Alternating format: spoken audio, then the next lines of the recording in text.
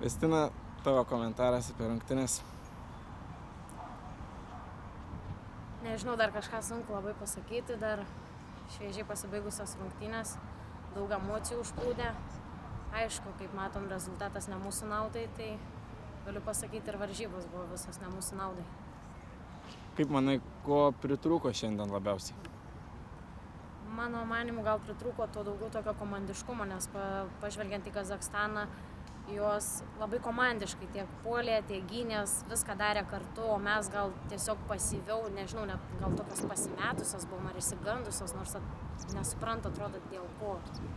Kaip manai, galbūt lėmė ir tai, jog prieš rungtynes tvyrojo šiokia tokia įtampa dėl galimybės patekti į kitą etapą?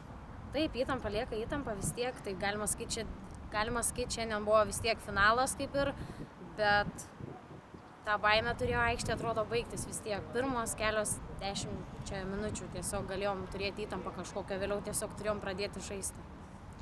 Kaip Vestina įvertintum apskritai visą šį atrankos etapą? Iškovojome 6 taškus, 2 pergalės, patyrėme 1 nesėkmę. Aš manau, aplamai kalbant apie visą turnyrą, aš nemanau, kad mes pasirodėm prastai.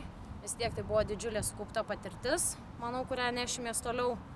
Aišku, gaila, kad šiandien nusileidom Kazachstanui ir nepatekom į kitą etapą.